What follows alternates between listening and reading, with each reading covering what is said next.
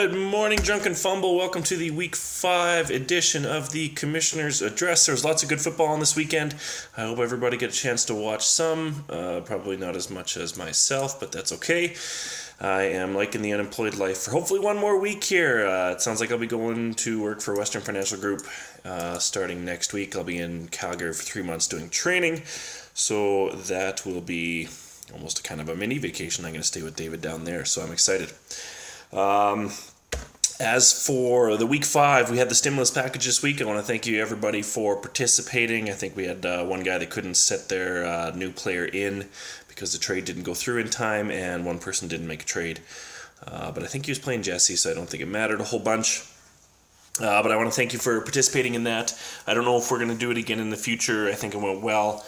Maybe we'll talk about doing like an annual thing where Week 5 is kind of the stimulus week, where if you had a trade that you did before Week 5, you could play that player for 10 bonus points, and that would kind of be a new thing. But we'll talk about that and see if we can vote that in. That's kind of a league decision and not a commish decision. But thank you everybody for doing the work you did. I loved all the trades going on.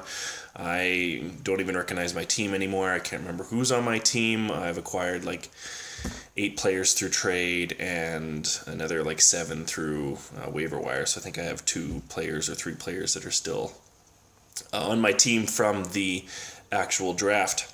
Let's get into the bold predictions. Number 1, Brady throws 4 TDs and 250 yards in his return. They pulled him, so I'm going to give myself that one. He was on fire. He had 3 touchdowns and 400 and some odd yards, and then they pulled him because why would you injure him? He's been off for a while, and he's not even allowed, when he's on suspension, he's not even allowed to practice with the team or nothing. So I get why they pulled him, but he was good. Number 2, Denver stifles the rolling Atlanta offense, under 14 points and 2 turnovers. That didn't happen. I probably wouldn't have made this prediction if I'd have known Simeon wasn't going to be out. I figured Denver would have time of possession going in their favor, and with a rookie quarterback, well, he played like a rookie. He wasn't bad, but he definitely wasn't good. He didn't do enough to win. Atlanta won. That was a big game for them. That kind of proved that they're not just beating the bad teams. That was a very good win for them, and for me, that puts them in the top 5 for teams in the NFL right now. Number 3, we're going to see 4 tight ends this week with 20-plus fantasy points. That didn't happen either. I think Martellus Bennett was up there. There was actually a lot of tight ends with 10 or plus points, even 15 or plus points. Actually, I think Greg Olsen was up there as well. So it was a good week for tight ends. I know I didn't get what I called for there, but it was a good week for tight ends, but I won't give myself that one. Game-winning predictions, I didn't get 9 right. There was a couple of upsets in there. One of them that I kind of kicked myself for picking was Bengals over Dallas. I really like what Dak and Zeke are doing right now in Dallas. You got to hand it to them. I'm going to be real pissed. I'm not even a Cowboys fan, but I'm going to be pissed if they stick Romo back in there in Week 8 when he's healthy and should be good to go. That was kind of the biggest upset on there. If anybody watched any of the Detroit and Philly game, the officiating was terrible. Philly didn't do enough to win, don't get me wrong, but it was a close game, and the officials were definitely on Detroit's side, it seemed. So that kind of sucked. But still, I think I was too short. I only got 7 out of them, and which is, I think, under 50%. So let's not talk about that anymore. Let's get into the matchups. Number 1, healthy to questionable, taking on Demarius Stormborn. The predictions were within about a point of each other, but of course, we all know that doesn't mean shit. I did come away with the win, 156 to 121. Keep in mind with these recaps that they include the 10 bonus points that I've already instilled. So actually I only got 146 and Demarius only got 111, which was the lowest point total of the week. I had a good game finally from Amari Cooper. Finally, he had 6 catches for 138 and a touchdown. He actually looked like Derek Carr's number 1 receiver, other than Crabtree, which I don't think Spencer's happy about, but I'm hoping that trend continues. Tevin Coleman was good. I mean, Atlanta was just good. Tevin Coleman had 132 reception yards on 4 catches and a reception touchdown, and then he had rushing yards that they can't even list here. So he was great. He was fantastic. Greg Olsen was good. He didn't get a touchdown, but he did have 9 catches for 181 yards. So obviously he was a popular target of the backup in Carolina, Derek Anderson, something Anderson. I don't know how long Cam Newton's going to be out, but of course he's a favorite target of Newton as well. Demarius, not a whole bunch going on. Benjamin from San Diego had an okay day, 7 catches for 117. And the Buffalo defense had a great day against LA. Unfortunately for Rob, they had 4 sacks, 1 touchdown, and 5 tackles for a loss. Moving on to Bassett's Brawlers versus Fourth and Lynch's. Bassett's Brawlers putting up a very respectable score of 175, but it was not enough. Fourth and Lynch's coming away with the win with 196 points, getting close to 200, but again, that does include the bonus 10 points, so not quite Casey. You're still about 13 away there. Huge performance from T.Y. Hilton. 10 catches for $171 and a touchdown. Sammy Coates, 2 touchdowns on 6 catches for 140 yards. So those guys combined had 64 points. They were damn good. Spencer, like I said, had a good outing from, an average one from Antonio Brown, 22 points. Cameron Artis-Payne did get 20 points against Tampa Bay last night. That was actually a pretty good game. I was happy that Tampa Bay won.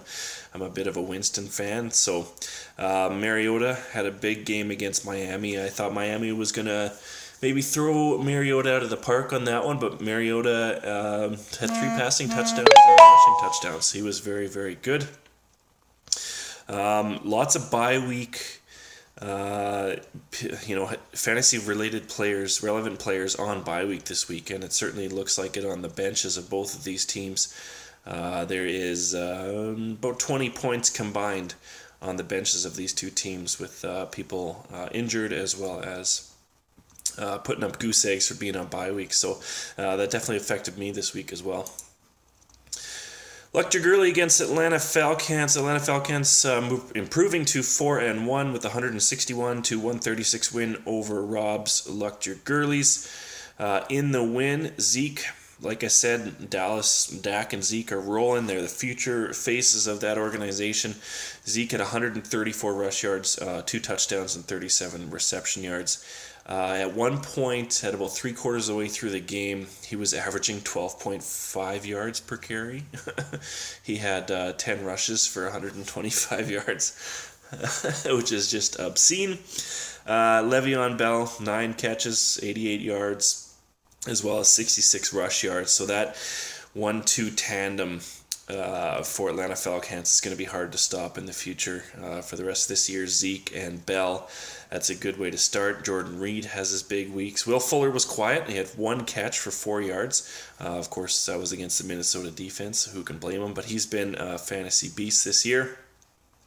Adam Thielen sitting on Atlanta Falcons bench. He was the number 1 Minnesota wide receiver this week with Stephon Diggs out. He had 7 catches for $127 and 1 TD. Sam Bradford is rolling in Minnesota. Cincinnati Carnage against Underminers. Underminers, the biggest week this week, 197.52. I think he was just a hair over Fourth and Lynch's. Yeah, about 1.2 over Fourth and Lynch's. Beating Cincinnati Carnage 197-150. Just some big days all around. Brian Hoyer had 23 points for him. He had almost 400 yards and 2 touchdowns. OBJ had an okay day. Larry Fitz, 26 points. Shady McCoy has been good this year, especially with Sammy Watkins out. Buffalo's been running the ball, and they've been running it well. They've had 3 big wins in a row now for Buffalo, so I like things that they're doing. And, of course, Adam Vinatieri.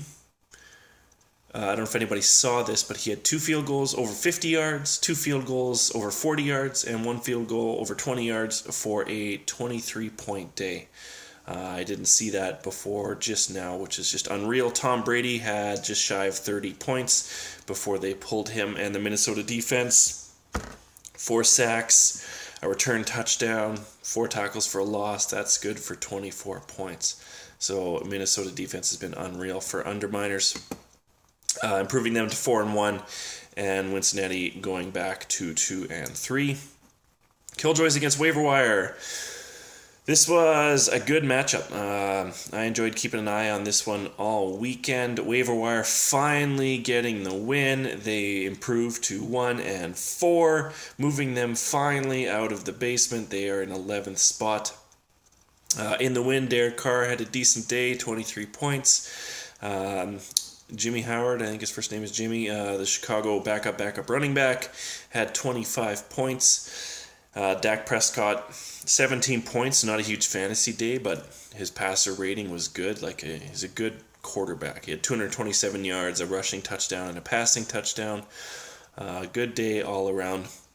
From waiver wire, he did enough to beat Killjoys, who have dropped down to 3-2, and waiver wire improves to 1-4. Valett's Vengeance versus Browns Dragons. Browns Dragons putting up another big week, 171 points, beating out Valett's Vengeance 128. In the win, David Johnson, when he has a big day, he has a big day. He had 157 rush yards, 2 touchdowns to go with his 3 catches. He had 33 points. Arizona defense was really good against San Fran on Thursday night. They had 27 points. Including 7 sacks and 2 picks. So they were very, very good. Andy Dalton had a good day in the loss against Dallas with 22 points. In the loss for Valett's Vengeance, Matt Asiata had a decent day, 19 points. Minnesota's been doing really good at spreading the ball around recently. Asiata had 46 catch yards and 55 rush yards, so he had over 100 all-purpose yards and a touchdown. And one guy I like to see getting used more in Minnesota is Cordero Patterson. I don't think he has any fantasy value yet, but he's actually doing more than just kick returning, which he's very good at, but he's a very dynamic player. And I think this is his 3rd year in the NFL, and I don't think they've utilized him all the way. So it's nice to see him in some wide receiver sets. He's been running the ball a little bit, so I like watching what Minnesota is doing right now. Let's go into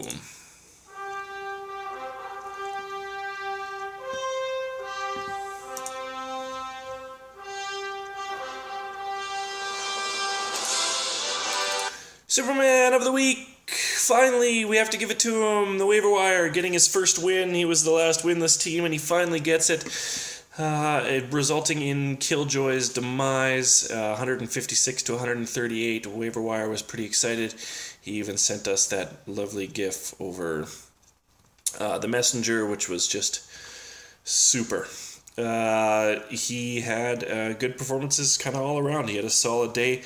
He has made some trades, I know, but he has some good point totals, so he's just kind of got to hang on, stick with it, and he should move up here slowly throughout the year, and hopefully it's enough for him to make the playoffs for his sake. I hope he doesn't, because it looks like we might be fighting for the bottom 2 spots together, along with about 8 other guys. So let's move into... You're such a bitch. Sorry, Jesse, but I got to give it to you again, and I don't know why I'm apologizing, because it's your own fault. He started Trevor Siemian as his flex, his super flex, and he didn't play. We actually talked on the messenger before the game, well before the game, that Siemian was out, and he was listed well before the game, I want to say a day or two, that he wasn't going to play, and Jesse did start him. It wouldn't have made a difference in the matchup, but there was one other guy that I could have given it to. He had a bench player, I think it was Rob Theoretic, but even if he had put him in for his for Jeremy Hill, he still wouldn't have won. So if it's not going to change the outcome of the game, I got to give it to Valett's Vengeance for starting Trevor Siemian, putting up a goose egg because he was out. I'm just going to do a quick recap of the standings. Number 1, Atlanta Falcons, 4-1. Underminers, number 2 at 4-1. Fourth and Lynches, the final 4-1 team, taking up the top 3. Those 3 can basically 50% out now and have a good chance of making the playoffs. Number 4, Browns Dragons at 3-2. Killjoys at number 5. Basset Sprawlers at number 6 will be the first 2 and 3. So Browns, Dragons, and Killjoys are 3-2, taking up 4 and 5. The 2 and 3 teams are Basset Sprawlers in 6, Lecter Gurley in 7, 8 is healthy to questionable, 9 Cincinnati Carnage, 10 Demarius Stormborn, and the 2 1-4 teams is the Waiver Wire and Vallette's Vengeance. Vallette's Vengeance has moved into the last place. He is 558 total points. And I think the next lowest is 654. So he's almost 100 points behind Demarius Stormborn, who has the second lowest points. The top points is still Atlanta Falcons with 811. There's a couple teams over 800 right now. So that is the Week 5 Commiss address. Let's keep those trades happening. Let's keep watching football. Have a good time. All hail the Commiss.